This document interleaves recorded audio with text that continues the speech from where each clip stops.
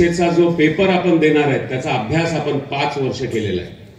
मला तुम्हाला सगळ्यांना ही विनंती करायची आहे की तुम्ही हे 5 वर्ष जो अभ्यास केलाय तो अभ्यास विसरू नका.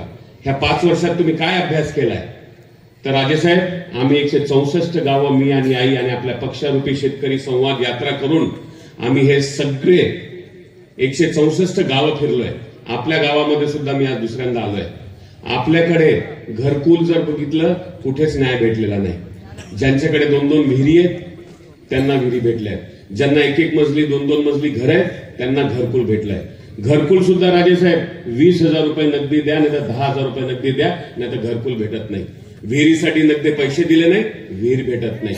अशा प्रकारचा पूर्ण 164 गावांमध्ये आमचा अभ्यास झालाय. आपल्या गावाचा रस्ता तसे भरपूर गावांचे रस्ते असेच झालेत. आज माधवप्पांनी सांगितलं 4,000 कोटीचा निधी आला, पण तो गेला कुठे? आज परळीमध्ये आपल्या अभ्यासामध्ये कळतं की आपल्याकडे खालच्या दर्जाचे रोड कसे होतात. 2-2 महिन्यात 3-3 महिन्यात रोड खराब, परत रोड बनतो, परत रोड बनतो. आपल्याकडे एकदा 2-2दा मी एका पत्रकाराच्या घरी गेलो होतो गणपतीमध्ये. ते म्हणाले, साहेब मी म्हणला पत्रकार आहे, तुमच्या घरासमोरचा रोड कसा तयार नाही? साहेब म्हणले 3दा निधी आला, उचलला, रोड असाच आहे. अशा प्रकारचे अनेक रोड आपल्या मतदारसंघामध्ये झालेले आहेत. बेरोजगार युवक तर तुम्हाला माहितच आहेत, तुमचेच मुलं आहेत, सांगायची काही गरजच नाही. आहेत का 500 तरी नोकऱ्या आहेत का? 500. आज लातूरला जिल्ह्यामध्ये जाऊन बघायला पाहिजे आपण, आपल्या बाजूलाच आहे. आज त्यांच्याकडे पण कृषी मंत्रीपद नसू द्या, जे काही मंत्रीपद आलं, आमदारकी आली, पालकमंत्रीपद आलं, पण बघा त्यांचे एकापासून 11 यशस्वी कारखाने चाललेत. आणि आपल्याकडे पण मंत्रीपद आले, पालकमंत्रीपद आले, पण आपल्याकडे कारखान्यांची अवस्था काय? 2 पासून 0 झालोय आपण. आपल्याकडे एमआयडीसी मध्ये काही प्रकल्पच आले नाही. आज बेरोजगारी वाढत चालली आहे, वाढतच चालली आहे. आणि लग्नाचा सुद्धा प्रश्न झालेला आहे, जसं राजेसाहेब देशमुख त्यांच्या भाषणात सांगतात. आणि खरी परिस्थिती आहे, आज लग्न कसं करायचं, सोयरपण आलं तर मुलगा काय करतो हा प्रश्न पडतो तुमच्या डोळ्यासमोर.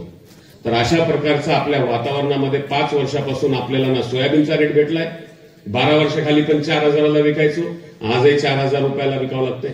बाजार समित्या अंबाजोगाई असू द्या, परळी असू द्या, कृषी मंत्र्यांच्या ताब्यात आहेत. का न्याय देत नाहीत ते? केंद्राचे कृषी मंत्री परळीला आले, का बरं त्यांच्या समोर यांनी सोयाबीनसाठी शिफारिश केली नाही? करायला पाहिजे होती. मुख्यमंत्री आले, म्हणाले ई पीक पाणीची अट रद्द करतो. केली का ई पीक पाण्याची अट रद्द? बिलकुल केली नाही. फक्त आश्वासनाचा पाऊस पडतोय. तर मला तुम्हाला एकच विनंती करायची आहे, हे 5 वर्ष जे आपल्याला बेरोजगारी वाढली, सोयाबीन कापसाला रेट भेटला नाही, विमा भेटला नाही, आपल्याला कर्जमुक्ती तर झालीच नाही. आता देशमुख साहेबांनी सांगितलं आपल्या पक्षाची भूमिका काय आहे. पक्षाची भूमिका आहे 3 लाखापर्यंत कर्ज माफ करण्याचं, जे नियमित कर्ज देतात त्यांना 50,000 रुपये सूट देण्याचं, 25 लाखापर्यंत विमा आणि मोफत औषधं देण्याचं काम, आणि युवकांना 4-4 हजार रुपये द्यायचं जे युवक बेरोजगार आहेत. अशा प्रकारचा संकल्प आपल्या पक्षाने, राष्ट्रवादी शरदचंद्र पवार साहेबांच्या पक्षानं हे जाहीरनाम्यामध्ये दिलेलं आहे. तर आपल्याला राजेसाहेबांना येणाऱ्या 20 तारखेला आपल्याला त्यांना 3 नंबरचं बटन दाबून, तुतारी वाजवणारा माणूस ह्याच्यासमोर बटन दाबून आपल्याला यशस्वी करायचं आहे. हे वायदा घेण्यासाठी तुमच्या समोर आलेलो आहे.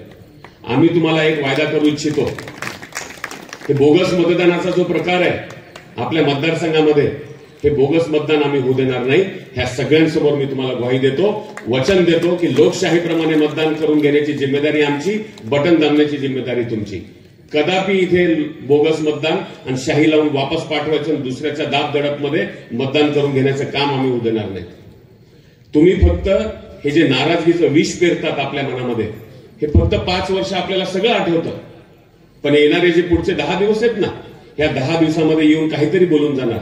तुमच्या गावात पण प्रचार होईल किंवा झाला असेल, पण विकासाचं कधी बोलणार नाही. तुमच्या युवकांच्या बेरोजगारीबद्दल बोलणार नाही. सोयाबीनला रेट का दिला बोलणार नाही. तुमच्या आरोग्य केंद्राची अशी परिस्थिती काय बोलणार नाही. रोड बद्दल बोलणार नाही. काय बोलणार? माफ करा, पदरात घ्या, माझं अस्तित्व संपवण्याचा प्रश्न होतोय, माझं अस्तित्व संपू देऊ नका, तुमचा स्वाभिमान जपा. ह्यांनी जपला का तुमचा स्वाभिमान? 5 वर्ष ह्यांचा स्वाभिमान जपा म्हणून प्रचार करतात. ह्यांनी बोलावं सोयाबीनबद्दल बोलावं, ह्यांनी बोलावं बेरोजगारीबद्दल बोलावं, पिण्याच्या पाण्याबद्दल बोलावं, तुमच्या रोडबद्दल बोलावं. हे सगळं सोडून फक्त इमोशनल आणि मायाळू काहीतरी बोलायचं, मला पदरात घ्या. कशाला पदरात घ्या हे सांगत नाही, आणि तेही 5 वर्षांनी येऊन बोलतात. 5 वर्ष सलग तुम्हाला भेट दिली नाही, काही दिली नाही. 164 गावांमध्ये 90% गावांमध्ये एकदा सुद्धा गेले नाही हे लोक, एकदा सुद्धा. कारण ह्यांना काय झालंय, पैसा फेक तमाशा देख. 5 वर्ष सलग विम्याचे पैसे कापायचे, चोरी करायचे, हे रोड हलके करायचे, गटारीचे पैसे कापायचे, सगळा पैसा चोरी करायचा आणि मतदानासाठी 1,500 रुपये तुमचा स्वाभिमान विकत घेण्यासाठी फेकून तमाशा बघण्याची सवय यांना झाली आहे. पण मी तुम्हाला विनंती करतो, जोपर्यंत आमदार लोकांना भीती निर्माण होणार नाही की आम्ही जर काम केलं नाही तर हे आम्हाला पाडतील, तोपर्यंत कोणताच आमदार चांगला काम करत नसतो. ही भीती यांच्या मनातून तुम्हाला काढावं लागेल.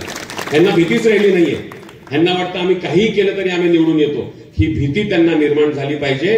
हे ह्या वेळेस 20 तारखेला बटन दाबून तुम्हा लोकांना ती भीती निर्माण करावं लागेल. आणि मी सांगतो आम्हाला पण भीती निर्माण झाली पाहिजे, तरच आम्ही पण नीट काम करू. तुम्ही सहजासहजी आपलं मत कुणाला विकू नका. तुमचाच पैसा आहे, जरी आला तरी घ्या, आम्ही म्हणत नाही. आणि तसंही तो सर्वसामान्य माणसांपर्यंत पोहोचत नाही. ही ग्वाही मला लोकांनी दिलेली आहे. ती पण वरचे वर नंदी लोक घेऊन जातात. 2-2, 3-3 लोक आहेत, ते लोक 10-15 लोक. प्रत्येक गावामध्ये सायकलचा माणूस श्रीमंत झालाय स्कॉर्पिओवर, तर तो फक्त 2 किंवा 3 लोक झालेले आहेत. म्हणजेच 160 गावामध्ये 300-400 लोकांची प्रगती झाली आहे. 3.5 लाख लोकांची प्रगती झाली नाहीये. त्याच्यामुळे अशा सरकारला आपल्याला पाडायचं आहे. हे लोक तुम्हाला म्हणतील राजेसाहेब बाहेरचे आहेत, इकडचे आहेत, तिकडचे आहेत, त्यांचा काय संबंध आहे? ह्यांचाही काही संबंध नाही. हे पुणे मुंबईलाच राहतात, सर्वसामान्य माणूस आहेत. त्यांचा हात पकडून तुम्ही काम करू शकता, यांना भेटू शकता. एवढे मोठे लागलेले नाहीत. आपल्याला एक साधा माणूस पाहिजे. हे साधा माणूस राजेसाहेबांना आपल्याला दिलेला आहे, पवार साहेबांनी. तर ह्यांनाच आपल्याला निवडून देऊन इथं बदल घडवायचा आहे. 5 वर्षाचा अभ्यास विसरू नका. 20 तारखेला पेपर आहे. 3 तारखेचा 3 नंबरचं बटन दाबून आपल्याला यांना विजयी करून बदल घडवायचा आहे. आणि आपल्या भविष्यासाठी आपल्याला एक चान्स घ्यायचा आहे. जो आपल्याला पवार साहेबांनी उमेदवार दिलाय त्यांना जिंकून इथे महाविकासची सत्ता येणार आहे आणि आपलं उज्ज्वल भविष्य निर्माण होणार आहे. हेच बोलतो आणि संपवतो. जय हिंद, जय महाराष्ट्र आणि जय राष्ट्र.